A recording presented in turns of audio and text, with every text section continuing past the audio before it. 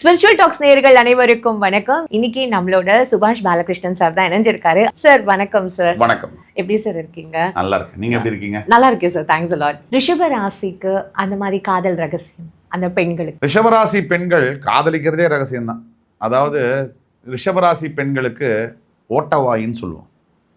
அந்த காதல் ரகசியமாக வச்சுக்கிறேங்கிற பேரில் உலகம் ஃபுல்லாக சொல்லிடுவாங்க.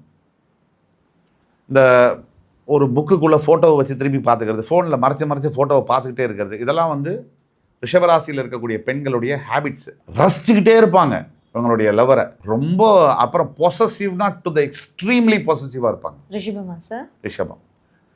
அவங்க லவ்வரோட யாரும் பொண்ணு எனக்கு பக்கத்தில் வந்துடக்கூடாது, அவ்வளோதான், முடிஞ்சது கதை. கண்ணாபுனான்னு போயிடுவாங்க, கோதாவில் இறங்கிடுவாங்க, குதிச்சு அந்த ஸ்பெயின் புல் ஃபைட்டு மாதிரி போயிடும். ரிஷபராசியில் இருக்கக்கூடிய பெண்கள் சக்ஸஸ்ஃபுல்லாக இருக்கணும்னா மனசை யூஸ் பண்ணுறதை விட புத்தியை யூஸ் பண்ணி லவ் பண்ணணும். இப்படா மனசை தானே யூஸ் பண்ண முடியும் லவ்வுக்கு.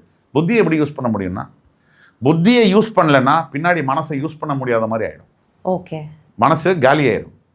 அதனால் கம்பல்சிவாக நிதானத்தோட ஸ்டாட்டிஸ்டிக்கலாக யோசிக்கணும். இந்த பையன் யார், இவனுடைய பேக்ரவுண்ட் என்ன, இந்த பையனுடைய குணாதிசயம் என்ன, இந்த குணாதிசயம் நமக்கு பொருந்துமா. ரிஷபராசிக்கு லவ் அப்படியே டார்ச் லைட்டு மாதிரி சட்டுன்னு அணைஞ்சு வரும். அதனால் யோசிச்சு பண்ணணும். காதலில் ஜெயிக்கணும்னா நான் சொன்ன மாதிரி மனசை விட புத்தி யூஸ் பண்ணணும். ரெண்டாவது, ரிஷபராசி பெண்கள் பொதுவில் ரொம்ப நல்லவங்க அப்படின்னு நினைக்கிறத நார்மலாக்கிட்டு எதிர்க்க இருக்கக்கூடிய லவ்வருக்கும் கொஞ்சம் மெக்னானிமஸாக நடந்துக்கணும். அதாவது இந்த பூமியிலே நான் தான் நல்ல பொண்ணு, என்னோட காதலன்லாம் டம்மி தான் அப்படின்லாம் யோசிக்காமல், கண்டிப்பாக என்னோட காதலனும் நல்லவன் தான், அவன் சில தவறுகள் செஞ்சுருக்கலாம், ஆனால் அவனும் மாறுவான், அவனுக்கும் சான்ஸ் கொடுக்கணும் அப்படின்னு ஃபேர் ப்ளே பண்ணணும். அவசரமாக வேணுங்கிறதும் அதை விட அவசரமாக வேணாங்கிறதும் ரெண்டும் ரிஷபம் பண்ணால் மிகப்பெரிய தவறு. ரெண்டாவது பாயிண்ட்டு, நீங்கள் லவ் பண்ணக்கூடிய பையன் கொஞ்சம் அடமெண்ட்டாகவும் திமிரு பிடிச்சவனாக தான் இருப்பான். நீங்கள் முதல்ல ரசித்ததே இந்த குணத்தை தான். அதுக்கப்புறம் அதே குணத்தை நீங்கள் வெறுத்தீங்கன்னா ஃபஸ்ட்டு ஸ்டேட்மெண்ட்டுக்கும் செகண்ட் ஸ்டேட்மெண்ட்டுக்கும் கான்ட்ரடிக்டரி ஆகிடும். அதனால் நீங்கள் ஸ்டெபிலிட்டி ஆஃப் மைண்டு, சந்திரன் உச்சம் மனோகாரகன் அப்படிங்கிறதுனால கொஞ்சம் ஸ்டேபிள் மைண்டை டெவலப் பண்ணிக்கணும். இன்றைக்கி லவ் பண்ணுறது கொஞ்ச நாள் கழிச்சுட்டு அவனே பார்க்கறதுக்கே பிடிக்கலன்றது இதெல்லாம் நீங்கள் செய்யக்கூடாது. Your life your risking your own life. இந்த ஸ்டெபிலிட்டி ஆஃப் தாட்டை நீங்கள் கொண்டு வரணும். தவிர உங்களுடைய காதலன்கிட்ட நீங்கள் பேசுகிறத கொஞ்சம் கம்மி பண்ணணும். ஒரு நைட்டு ஃபுல்லாக உட்காந்து பேசுகிறீங்க இல்லையா, அது பிரச்சனை 3ஆவது நாளே முடிஞ்சிடும் காதல். ஸோ அந்த காதலை கொஞ்சம் கம்மி பண்ணணும்னா எதையுமே அளவோடு இருந்தால் அது நல்லது. அதனால் ஒரு ஃபோன் பில்லு 12,000 ரூபாய்க்கு கட்டுறது, அப்புறம் எந்நேரமும் 24/7 கால் பண்ணிகிட்டே இருக்குது, இதெல்லாம் ரிஷபராசி பண்ணுவாங்களா சார்? பண்ணுவாங்க. இதனால தான் இந்த ரகசியம்னு சொல்கிறோம். இதெல்லாம் அவங்களுடைய ஹேபிட்ஸ். நைட்டு போகிறவக்குள்ளே உட்காந்து லைட் தனியாக எரிஞ்சிடும், ஒரு இடத்துல மட்டும் லைட் எரிஞ்சிட்டே இருக்கும். அது என்னென்னா அந்த ரிஷபராசி ஃபோனு, பெண்களுடைய ஃபோனு. இதெல்லாம் ரொம்ப ஓவராக பண்ணிங்கன்னா 2 விஷயம். உங்களுக்கே நீங்கள் முதல்ல என்ன பண்ணுறீங்கன்னு தெரியணும். இன்றைக்கி நீங்கள் ஓவராக ரசிக்கிற ஒரு பர்சனை தான் நாளைக்கு நீங்கள் ஓவராக வெறுக்க போகிறீங்க. அந்த மாதிரி மாறிடும். ரிஷபராசியுடைய குணாதிசயம் அது. ஓகே. இன்றைக்கி ரொம்ப ஓவராக பண்ணுவாங்க, 6 மாதம் கழிச்சு இவங்களுக்கே பிடிக்காது, இவங்களுக்கே ஏன்னு தெரியாது. ஸோ இதெல்லாம் ஸ்டேபிள் ஆகணும்னா அளவோடு வச்சா அது லாங் டேர்முக்கு வரும். ஓகே. ஒரே நாளில் என்ன 40 வருஷம் பேச வேண்டியது 40 நிமிஷத்தில் பேசணும். ஒரே நாளில் பார்த்து ஒரே நாளில் எல்லாமே கம்ப்ளீட், அப்புறம் அடுத்தது வாழ்கிறதுக்கு ஒன்றுமே இல்லை. அதனால் வாழ்க்கை என்பது இருக்குது, நமக்கு பொறுமையாக இருக்கணும். இதுதான் இவங்களுடைய காதல் ரகசியங்கள். Fine sir. சார் இப்போ இவங்களுக்கும் பொருந்தாத ராசிகள்னு கண்டிப்பாக இருக்குது. தனுசு ராசி மற்றும் மீன ராசி இவங்களுக்கு கண்டிப்பாக பொருந்தாது, செட்டே ஆகாது, கண்டிப்பாக பொருந்தாது. அதுக்கு அப்புறமா விருச்சிகம் கொஞ்சம் கஷ்டம். ஸோ தனுசு, மீனம், விருச்சிகம் இந்த 3 ராசிகள் ரிஷபராசி பெண்களுக்கு ஆண் ராசி. உங்கள் காதலனுடைய ராசி விருச்சிகம், தனுசு அண்ட் மீனமாக இருந்தால் கொஞ்சம் 2 அடி விலகி இருக்கிறது நல்லது. சார் இப்போ இதெல்லாம் பார்த்ததுக்கப்புறம் உண்மையாகவே இப்போது லவ் பண்ணும்போது ராசிக்கிட்டு தான் லவ் பண்ணுவாங்க போல இருக்குது. அந்த அளவுக்கு நீங்கள் சட்டுன்னு எல்லாத்தையுமே சொல்லிட்டு இருக்கீங்க சார். சார் ரிஷப ராசிக்கு இதெல்லாம் சொல்லிட்டீங்க. கலர் சார், இவங்களுக்கு எந்த கலர் போட்டால் கரெக்டாக வெற்றி அடையும்? கண்டிப்பாக ரிஷபராசி பெண்களுக்கு பிங்க் கலர் ட்ரெஸ்ஸஸ் ரொம்ப வெற்றி அடையக்கூடிய ட்ரெஸ்ஸஸாக இருக்கும். பிங்க்கு அண்ட் ஆரஞ்சு சம்மந்தப்பட்ட கலர்ஸ் ரொம்ப வெற்றியை கொடுக்கக்கூடிய ஆடை அதுவாக இருக்கும். உண்மையாகவே ரொம்ப அழகாக தெளிவாக ஒரு புரிதல் ஏற்பட்டிருக்கும் நான் நினைக்கிறேன் சார். அவங்க எங்கே தப்பு பண்ணியிருப்பாங்க அப்படின்னுட்டுன்னு. ஏன்னா நிறைய பேருக்கு தப்பு சுட்டி காட்டி அதை புரிஞ்சுக்கிற அந்த தன்மை தான் இல்லாமல் போயிருக்கும். இப்போ வந்து இந்த காலகட்டத்தில் அரேஞ்ச்டு மேரேஜ் அப்படின்றத விட லவ் மேரேஜ் தான் ஜாஸ்தியாக இருக்குது. அதை விட பிரேக்கப் தான் ஜாஸ்தியாக இருக்குது. அதை விட டைவர்ஸ் தான் ஜாஸ்தியாக இருக்குது.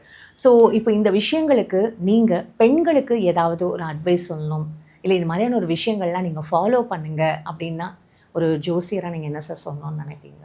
அதாவது நம்ம லைஃப்பில் அப்பாவையும் அம்மாவையும் நம்ம செலக்ட் பண்ண முடியாது. குழந்தைங்க பிறக்கக்கூடிய குழந்தைகள் நம்ம தேர்ந்தெடுக்க முடியாது. நம்ம நண்பர்களையும் நம்மளோட காதலன் காதலி மட்டும்தான் நம்ம செலக்ட் பண்ண முடியும்ன்றது. இதில் லைஃப் பார்ட்னரை சூஸ் பண்ணக்கூடியது வந்து அதை விட ஒரு பெரிய முடிவு வந்து லைஃப்பில் இருக்கவே முடியாது. ஏன்னா you are going to travel with that person for 40 years 50 years. அப்போது ஏதோ ஒரு இனக்கவர்ச்சியிலையோ அழகு பேஸ் பண்ணியோ ஒரு அட்ராக்ஷன் பேஸ் பண்ணியோ நீங்கள் செலக்ட் பண்ணிங்கன்னா அதோடைய விலையை நீங்கள் 50 வருஷம் கொடுக்க வேண்டியது. நீங்கள் செய்கிற 5 நிமிஷம் தவறுனால அதோடைய ப்ரைஸ் வந்து அடுத்து வாழக்கூடிய 40லேருந்து 50 வருஷம். அப்படி இல்லை நடுவில் பிரேக்கப் பண்ணி அதுக்கும் ஒரு ப்ரைஸ் உண்டு. என்டையர் லைஃப் இல்லைம்மா, நீங்கள் காதலிச்சு பிரேக் பண்ணாலும் அந்த டிப்ரெஷன் அது ஒரு 6 மாதம். உண்மை சார். இல்லை கல்யாணம் பண்ணிட்டீங்கன்னா அந்த டைவர்ஸு அது விவாகரத்து கோர்ட்டில் போய் நின்றுட்டு ரஜினி சாரோட முதல் நாளைக்கு டிக்கெட் வாங்குற மாதிரி கூட்டத்தில் போய் நின்று அந்த டைவர்ஸ் வாங்கிறதுக்குள்ளேயும் அட்வொகேட்ஸும் போலீஸும் உங்களை காலி பண்ணிடுவாங்க. ஸோ ஜென்ரலைஸ் பண்ணல, நான் எல்லா அட்வொகேட்ஸும் எல்லா போலீஸும் சொல்லலை. குறிப்பிட்ட சில வக்கீல்கள், குறிப்பிட்ட சில காவல்துறை அன்பர்கள் உங்களை காலி பண்ணிடுவாங்க. இப்போது ஒரு குடும்பத்துக்குள்ளே இல்லை லவ்னே ஆரம்பம், லவ்வுக்குள்ளே தேர்டு பர்சனை நீங்கள் கொண்டு வந்தீங்கன்னா நீங்கள் லவ் பண்ண தகுதியற்றவர்கள். நீங்கள் ஒரு அடல்ட்டு 18 years ஆன அடல்ட்டு நீங்கள் 3வது மனிதரை உங்கள் காதலுக்குள்ளே கொண்டு வந்தீங்கன்னா பெட்டர். உங்களுக்கு லவ்வே வேணாம், சும்மாவே இருங்க. சும்மாவே இருங்க. நீங்கள் லவ் பண்ணி என்ன சாதிக்க போகிறீங்க? எப்போ கொண்டு வரணும், எவ்வளவு கொண்டு வரணும், இந்த கேள்விக்கு ரொம்ப நமக்கு குழப்பமும் முடியாத நிலைமையும் இருக்குது. அப்போ பெற்ற தாய் தந்தையர்கிட்ட கேட்கணும், ஆனால் அதை முடிவாக எடுக்கக்கூடாது. உங்களுடைய சுய முடிவு இருக்கணும். அவங்க சொன்னது முடிவாக இருக்கலாம், இல்லை உங்களுடைய இதுவாக இருக்கலாம். ஆனால் உங்களுடைய நெருக்கமானவங்க இருப்பாங்க லைஃப்பில், பிரதரோ சிஸ்டரோ அப்பாவோ அம்மா. இந்த சைக்கிளுக்கு விட்பட்டு ஃப்ரெண்ட்ஸுக்கிட்ட போய் பெண்கள் வந்து பெண்களுக்கான நிகழ்ச்சிங்கிறதுனால சொல்கிறேன். இன்னைக்கு உள்ள பெண் நண்பர்கள் எப்படி இருக்காங்க?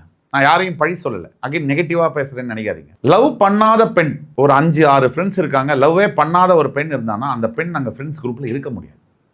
இந்த 5 பேர் என்ன சொல்லுவாங்க? வேஸ்டடியவ, நமக்கெல்லாம் பாய் ஃப்ரெண்ட்ஸ் இருக்குது, அவளுக்கு ஒன்றுமே இல்லைன்னு அந்த பொண்ணையும் மாற்றி விட்டுறேன். சரி, லவ் பண்ணா அப்படின்னா இந்த ஃப்ரெண்ட்ஸுக்கிட்ட போய் ஒவ்வொரு நாளும் ஒப்பிக்கிறது. ஏன் இன்னைக்கு இது நடந்துச்சு, இன்னைக்கு இது பண்ணேன், இன்னைக்கு இது செஞ்சேன், இதுக்கு பண்ணேன். இதை ஃப்ரெண்ட்ஸுக்கு பதிலாக அப்பா அம்மாட்ட ஒப்பிக்கிறது நல்லது. ஷேரிங்ன்ற மாதிரி ஒரு அது ஷேரிங் கிடையாது. என்ன நடக்குதுன்னா இந்த மற்ற பெண்களுக்குள்ள அறிவு ஞானம் அவங்களுடைய அனுபவத்துக்கு ஏற்ற மாதிரி அட்வைஸ் கொடுப்பாங்க.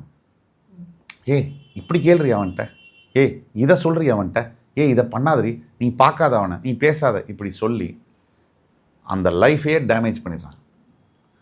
ஒட்டுமொத்த பெண்களுக்குன்னு சொல்ல மாட்டேன், ஒரு கணிசமான அளவு 75% பெண்களுக்கு ஆண்கள் மேலே நல்ல ஒப்பீனியன் இல்லை. மாறிடுச்சு சார். இல்லை நான் சொல்கிறேன், ஆண்கள் மேலே நல்ல ஒப்பீனியன் இல்லை. அதுக்கு காரணம் உண்மையும் கூட, ஆண்களுடைய நடவடிக்கையும் கூட கடந்த காலத்தில். ஆனால் ஒரு விஷயத்தை நீங்கள் புரிஞ்சுக்கணும். 1950களில் 1950s and 60s and 70s ஆண்கள் ஹஸ்பண்ட்ஸ் எப்படி இருந்தாங்க? நில்லு, எழுந்துரு, உக்காரு. அப்போ டைவர்ஸ் கம்மி. ஆனால் இன்னைக்கு 1990 2000 2010s ஹஸ்பண்ட்ஸ் எல்லாம் எப்படி இருக்காங்க? மாலில் வந்து கூடையை தள்ளிட்டு போகிறான், 2 குழந்தைய தூக்கிட்டு இருக்கிறான், பேகை போகிறான், சம்பாதிக்கிறான், ஏடிஎம் மாதிரி பண்ணுறான்.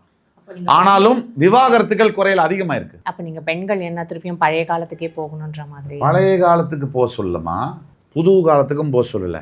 எந்த காலத்துக்குமே பெண்களை சொல்கிறதுக்கு நமக்கு உரிமை கிடையாது. நாம் வந்து ஒரு கைடன்ஸை தான் கொடுக்க நினைக்கிறோம். நாம் வந்து என்ன நினைக்கிறோம் அப்படின்னா, பெண்களுடைய பார்வை அபவுட் ஆண்கள் அண்ட் இந்த உறவு அது மாறி இருக்கு, நிறைய மாறி இருக்கு, வாஸ்ட் டிஃப்ரென்ஸ் இருக்குது. முன்னாடிலாம் பெண்கள் வந்து ஆண் ஆதிக்கத்தை வந்து பொறுத்துட்டு இருந்தது, அதுவும் தப்புங்கிற. இன்னைக்கு ஆணை ஆதிக்கம் பண்ணுறது அதுவும் தப்புங்கிற. சம்வேர் இந்த பிஸ்னஸில் மிடில் பாயிண்ட்டை ரீச் பண்ணணும். சார் உண்மையாகவே ஒவ்வொரு ராசிக்கும் ரொம்ப அழகாக நீங்கள் வந்து புரிதலை கிரியேட் பண்ணியிருக்கீங்க. அதுவும் பெண்களுக்கு எக்ஸ்க்ளூசிவாக எந்த மாதிரியான ஒரு விஷயங்கள் அவங்க வந்து முடிவு எடுக்கணும், தீர்மானம் எடுக்கணும், எப்படி அவங்கள அடாப்ட் பண்ணிக்கணும், எங்கே அவங்க தப்பு பண்ணுறாங்க அப்படின்றத நீங்கள் ரொம்ப சுட்டி காட்டி ரொம்ப அழகாக எக்ஸ்பிளைன் பண்ணியிருக்கீங்க. ஸோ இந்த நேரத்துக்கும் உங்களோட விரிவான இந்த விளக்கத்துக்கும் நான் நன்றியை தெரிவிச்சுக்கிறேன். நன்றி சார். நன்றி, வணக்கம்.